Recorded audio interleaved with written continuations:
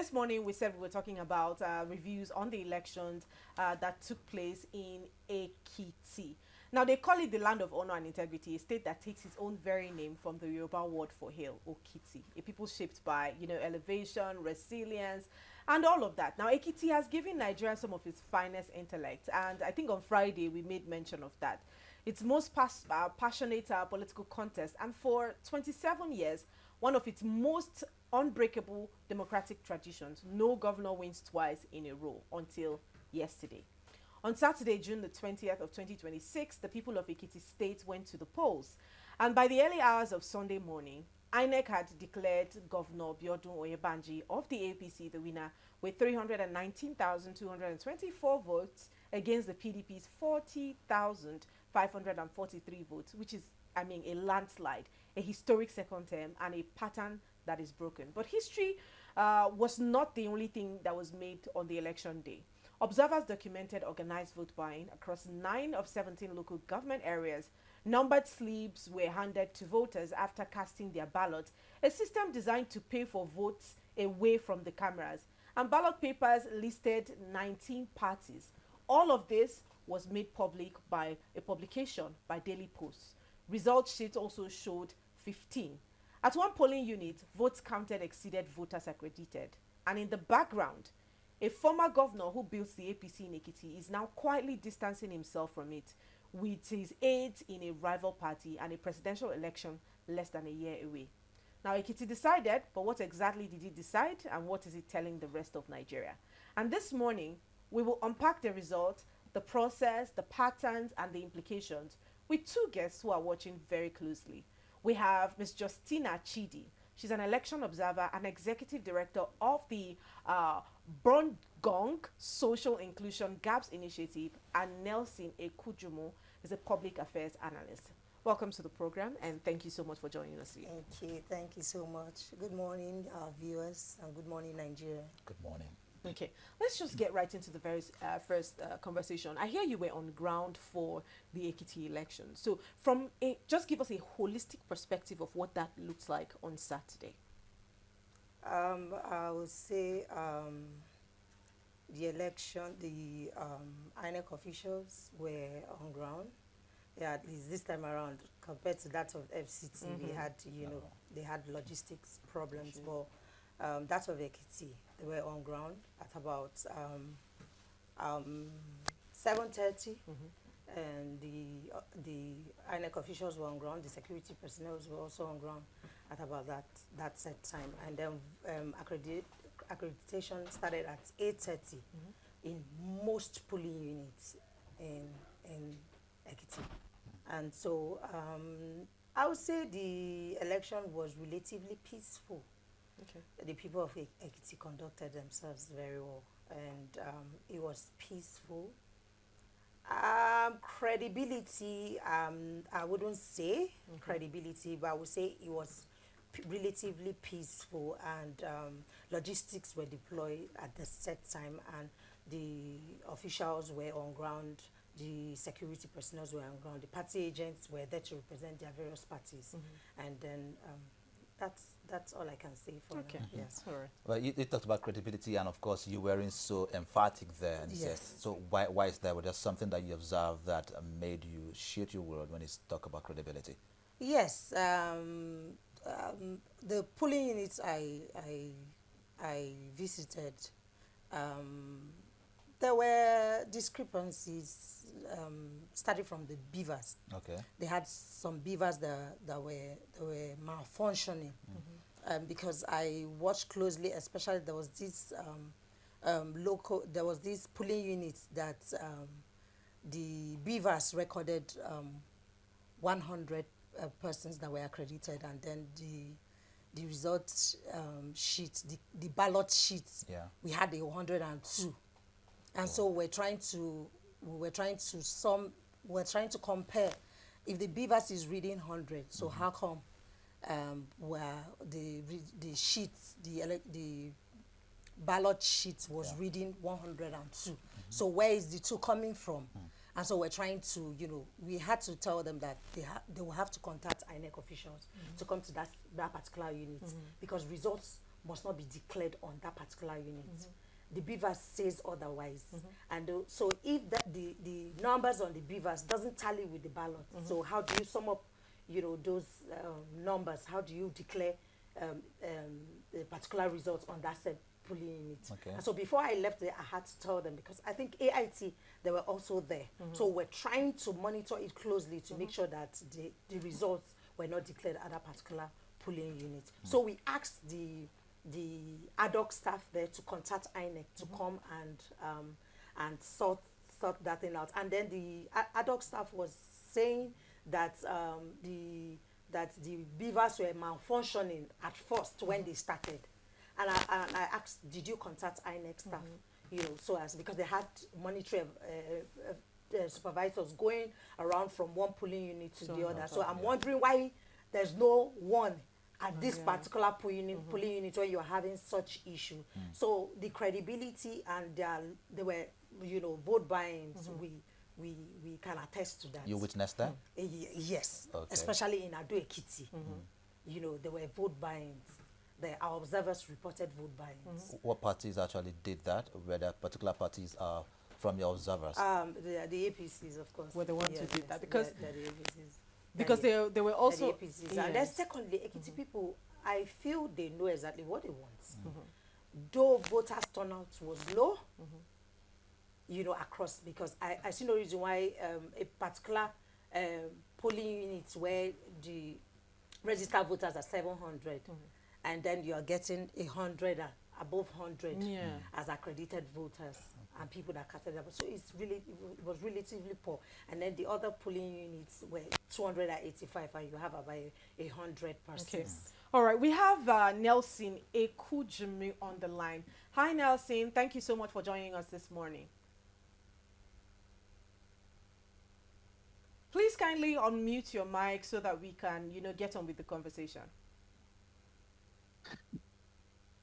My volume is unmuted. It's from your end. No. We still cannot hear you. I think that needs to be sorted out. Have you unmuted? It's not from my end. Okay, My end is unmuted. Perfect. Yeah, this is perfect We now. can hear you. Thank you very much for joining us.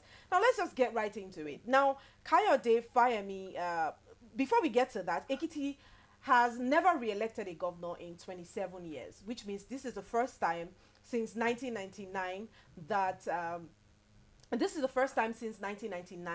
an incumbent governor would be re-elected in office. So the question is, what broke that pattern? What was it? Genuine performance? Was it the will of the people that was being communicated? Is it opposition collapse or vote buying? Can you disaggregate those factors honestly for us this morning? Well, I think the reasons why we have the election of the incumbent governor can be attributed to so many factors. Okay. One is that some residents said the governor has performed. Some said the level of political rivalry was very, very much on the low side. Because that election, if you ask me, from the day we got into Ekiti, which was on the 18th, we saw clearly that the election was a one-horse race. Yes. The incumbent governor had no opposition parties. If you know the history of Ekiti State gubernatorial election, it has always been fiercely contested by political parties. But in this case, we had just one party seeming to run all over the state. And you ask yourself, where are the opposition parties? As I've seen videos of some of the opposition candidates coming up to make allegations. If you go around some of the polling units we visited, at least by our counts, we monitored close to 150 polling units. Don't forget, the election was conducted in 2,445 polling stations. Yeah. And nearly in all these polling stations, you could only find two political parties agents there. That is the PDP and the APC. Other parties agents were virtually absent in most of the polling units. So when you look at this re-election of Governor Biodun Yebandi, it's like the crisis in the opposition parties today is also a critical factor that made this victory possible, coupled with some other factors that resonated with the people of Ekiti State, because on election day, we saw them come out to exercise their franchise. Whatever transpired that must have motivated them showed clearly that they knew what they came there to do. And let me also give you this information. In the history of covering election across Nigeria, I can tell you for free, this is one election in which throughout on the day of election, though the weather was clement, the security deployment to the polling stations was top-notch. There was no roadblocks on the roads. The Okada riders had a field day. But most importantly, what we usually witness, youths taking to the streets and the roads to turn it into mini football pitches, was totally absent all across Ekiti State. Everybody knew an election was taking place. Either you are for the election, or you are staying at home, or you are opening your business. So the outcome is a reflection of the will of the people. And I say congratulations to the people of Ekiti State. All right. Now, you said the outcome is a reflection of the will of the people. Our guest in the studio here, who also was an observer on the election, did attest to the fact that there were vote buying in Ekiti State on Saturday.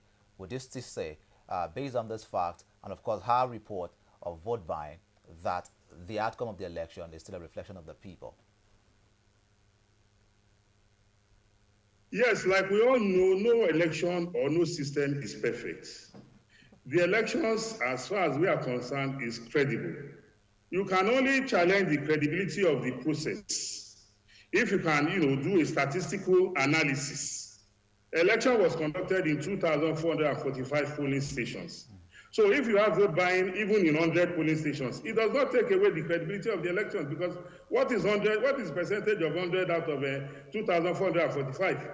So the issue of vote buying has been with us for a long time now. It is for us to continue to engage our people, to know that it is about 4 years of their life, and it is not worth being transactional on the day of the election. So when anybody comes up and tell you they were vote buying, well, that is so. But for you to, for that vote buying to taint the credibility of the election, you must be able to put it down and say, in how many polling stations did this vote buying take place? Nobody will be able to give you an answer to that. And so if you have elections take place in 2,400, almost 2,500, and you didn't even have up to 10%, and nobody can come up and corroborate that in A, B, C, D, E, F, we saw vote buying and they provide the evidence. I'm sorry, I'm a social scientist. I deal with facts and not hearsays or emotions. All right. Mr. Nelson, we would like for you to watch the video that is being displayed on the screen. This is a testimony from someone who actually got money. More votes. APC for life. APC for life. 15 more votes. 15 say they want me. APC for life. APC for life. 15 more votes. 15 say they want me. APC for what? For life. Now, aside from this video, we also had multiple organizations and multiple observers did say that there was a new vote buying tactic that happened in Ekiti. And according to them, it was numbered slips issued after voting, where the buying was no longer done in cash. Those slips were issued, and away from the eyes of the public, the cash was being given to the people. Do you still think that, regardless of these reports that are being given by some observers, credible observers, by the way, which was also published by Daily Post, do you still think that nothing like vote buying went on, or the tactics just changed? No, I didn't tell you that vote buying didn't take place. I also had, just like somebody. And the video you have shown does not in any way corroborate it, because one, you are not the manufacturer of that video. No. If you take that video to court today, you accept you bring the person in that video to come and attest, and he must show proof of when he was giving that money. So I know what the social media is capable of being used for. What I'm telling you is that if you make an allegation, you must be able to substantiate it with proof. And if you say vote buying took place, what I've just told you is that can you juxtapose the number of polling units, vis-a-vis the total number of polling units where election was conducted. If the number of polling units where vote buying was captured is above half or even 40%, then you call to question the credibility of such an election. But if you cannot provide that evidence, sorry, that person is taking a walk in the park. And let me also tell you, this issue of somebody getting a slip did not just start yesterday. If you remember Osun gubernatorial election in 2018 or thereabout, if I'm correct, the vote buying from our own observation was done a day before the election, not even on election day. It even went to as far as we were suspecting that how could people have, mortgaged their electoral rights a day before, other than maybe they swore to oaths not to betray it. Because when you go to the polling unit, it's a secret ballot. Nobody is there when you are completing your ballot paper. And you can fold it in such a way that nobody will see what you have voted. So this vote buying did not just start yesterday. We had it in Edo. We had it in Anambra. We have seen it repeatedly. But what we are doing is that we continue to engage our people.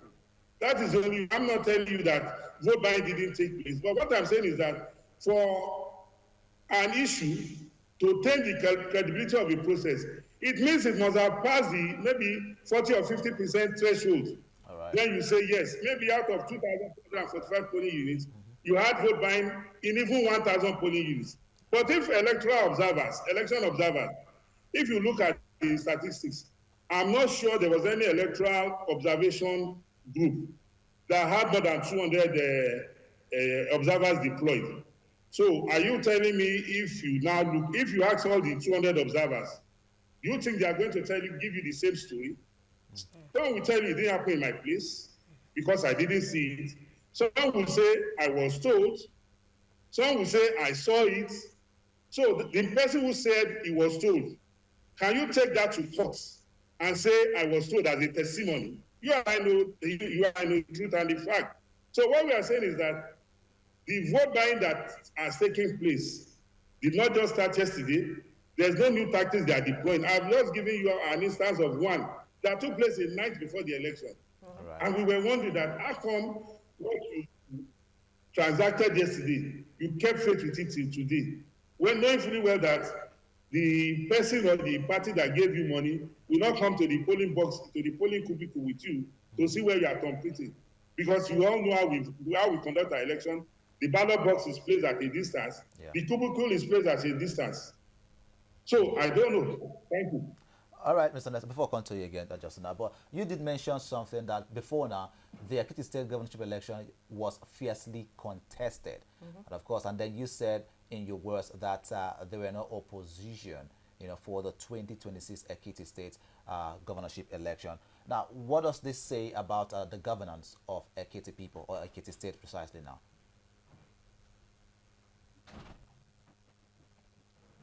Hello, Nelson?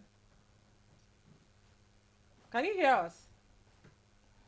I think he's having a bit of problem hearing us. But let's just get on to you now before he answers that question. He made mention of the fact that because it didn't happen in major local government areas, that does not in any way contest the credibility of that election. But for an election to be free and fair, for it to be credible, it doesn't need to happen everywhere. Even if it happens in certain areas, it's still, the credibility of those elections can be contested, because according to this report, it happened in 9 out of 16 local government areas, right? Now, my question is, there were also reports that there was a 96% functionality of the beavers, and you also did say it here that the beavers actually functioned. But if the technology is working right now, and we still have issues of vote buying, what does that say about our electoral reform? And what can we do to properly fix the system? What I can say about vote buying is that as long as we have poverty in Nigeria and it has eaten deep till 2026, I think vote buying will continue. Why? Because I see no reason why someone tells me to come take 15 to 20,000 naira to sell my vote when I know that the basic roads are not properly done, the hospitals are not fixed, and securities, we're still having security issues. And then I send my vote for 15,000. And then tomorrow I start calling on the government. Government, you're not doing this, you're not doing that. Meanwhile, I've sold my vote. What right do I have to speak to the government about the basic things the government ought to do for its citizens? Because what I know about the government, you know, once the government fails in its responsibility, that government shouldn't function. So if poverty is tackled, and this vote buying has come to stay, whether we like it or not, because we're seeing it increasing every day. Each election we go to observe, we see that vote buying is now part. You know, before we used to see ballot snatching. Yeah. Nobody will come and give you money. Maybe it's just the party agents they will give money to, you know, in the past. But right now, we're not even seeing ballot snatching anymore because, you know, there's no ballot to snatch. So right now, it has resulted to vote buying. And so it keeps increasing. We will see more because we have the general election coming up in 2027. All right. And they know fully well Nigerians are not, you know, they are in a position whereby, you know, you can actually lure them with money, you know, to cast their votes on anybody they feel pays well. Because nobody is talking about governance, nobody is talking about what Nigerians are facing. It's after they finish casting their vote, that's why you start hearing Nigerians shouting and saying, you're not doing well, you're not doing well. But what did you do? When it was time for you to elect your leaders, were you induced? Were you giving things to vote for them? And then after that, you now start lamenting and complaining, there's no light, there's no road, there's no security. They are kidnapping, they are adopting, bandits are everywhere, and so on and so forth. So the only thing is that we just keep sensitizing Nigerians. All right. We just keep talking, telling them the reasons why they should vote and the reasons why they shouldn't sell their votes. Okay.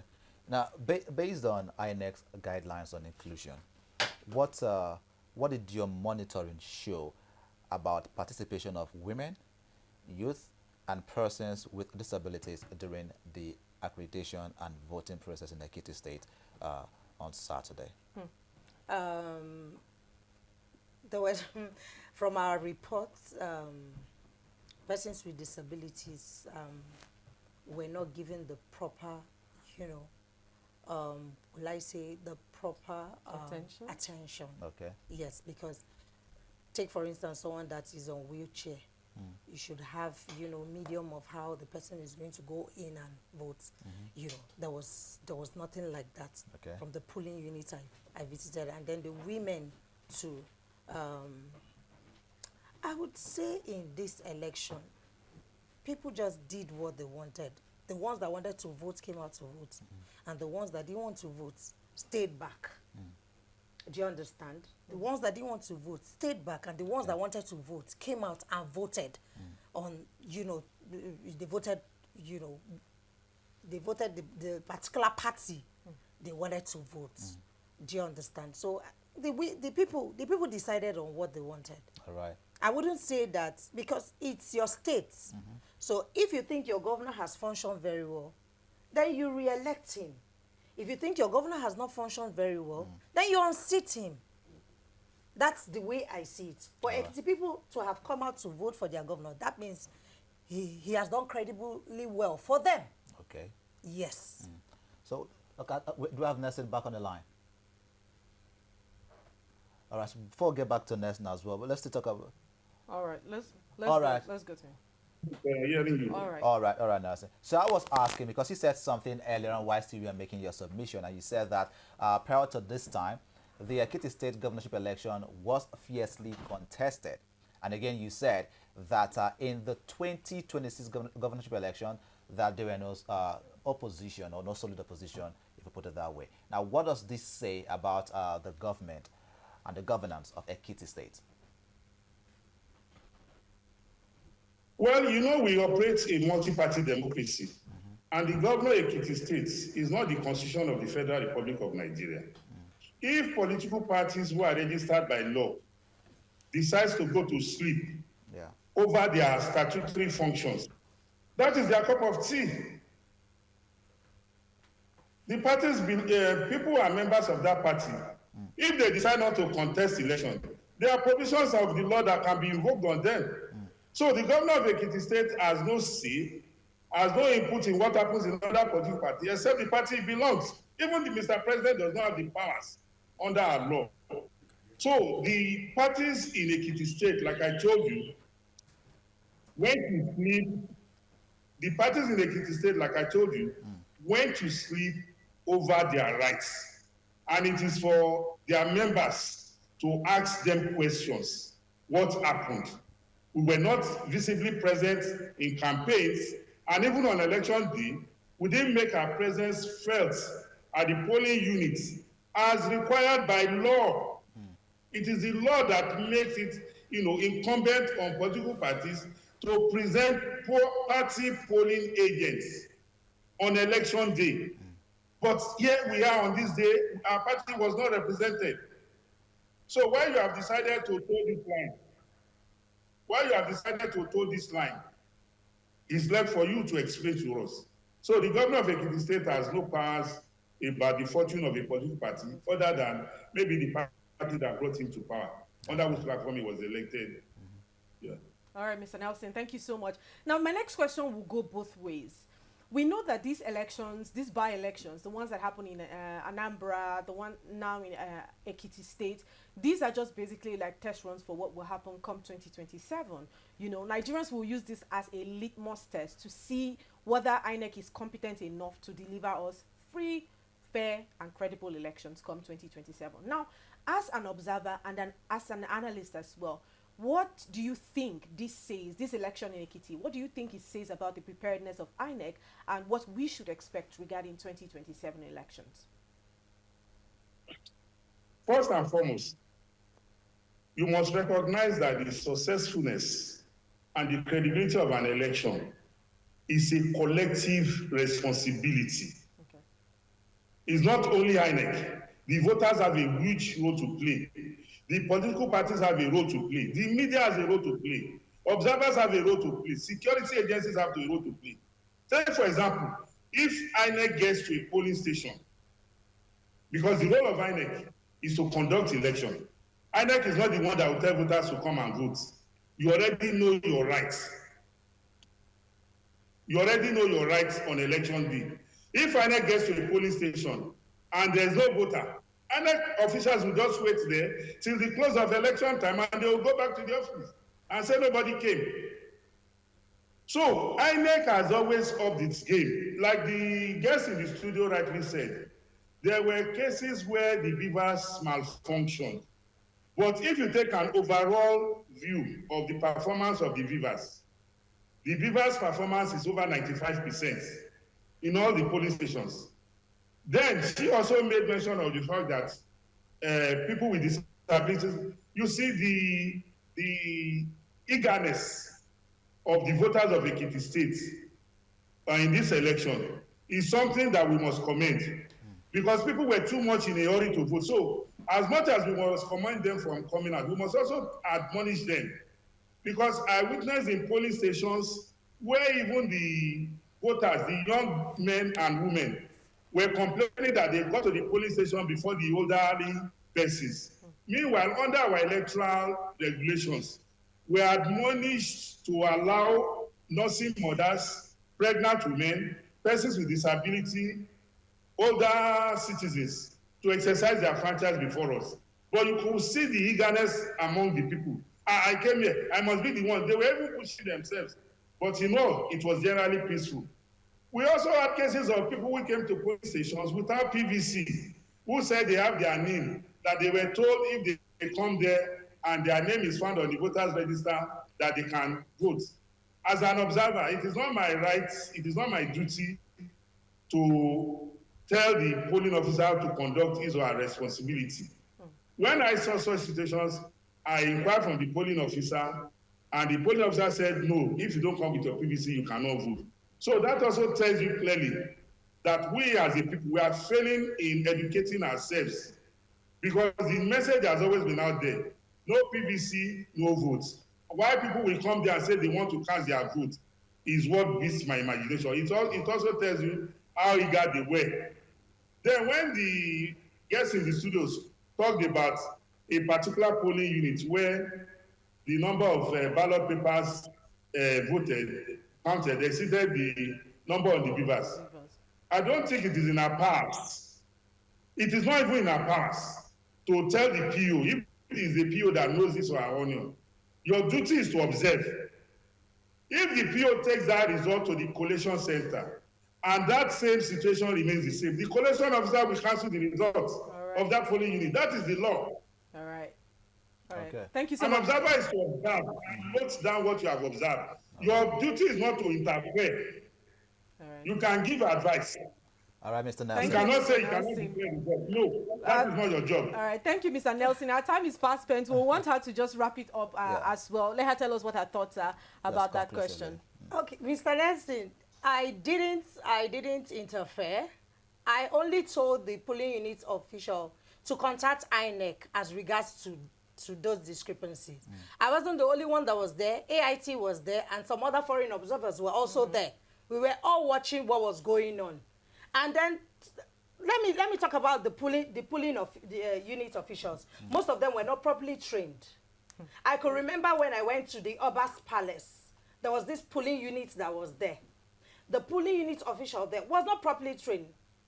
And then there was this the first set of persons that came to vote, they accredited them and voted. They were not stamped and signed on.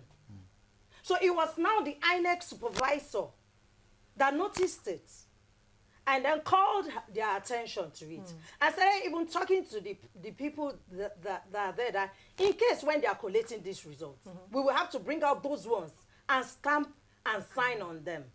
So I didn't interfere. I only observed and then told the official to contact INEC as regards to what was going on. That's what I want to correct there. Okay. So I know what it is to observe. I know how not to interfere in elections. Absolutely. Yes. All right. And then coming to your question, like he said, the people have, we have our rights to vote whomsoever we want. If we want credible elections, if we want good governance, we have to sit down and ask ourselves questions. Oh, the past government, the current government, what have they done so far? We'll sit down, analyze what they've done, the things they have not done well. If it's something we can put up with for 4 years, then we'll go ahead. If it's something we can't put up in 4 years, then we'll elect somebody else that is going to rule us.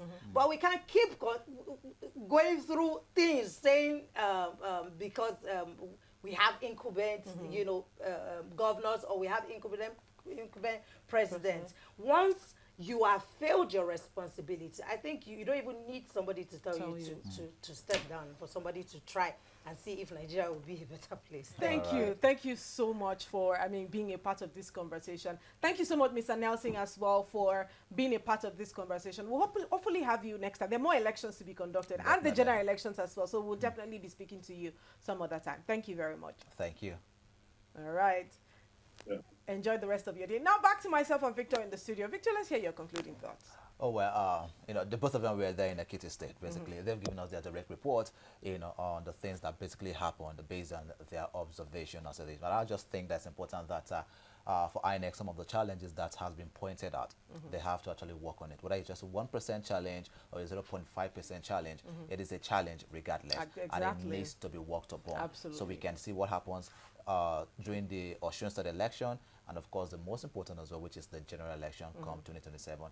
INEC, the people are watching. Exactly. Even if it's a 1% question on the credibility of an election, it's still a concern. Until we get it right. And 96% of the beavers is such a remarkable feat. And I'm hoping that this is also replicated come general elections as well. Thank you so much for being a part of our conversation this morning. We wrap it up here and now. But before we go, just to remind you, we are active across social media platforms, on Facebook, on Instagram, on X, and on TikTok. It is at Rapid TV. On our YouTube page, it is at Official Rapid TV. You can rewatch the episodes, like, share, and send to your friends.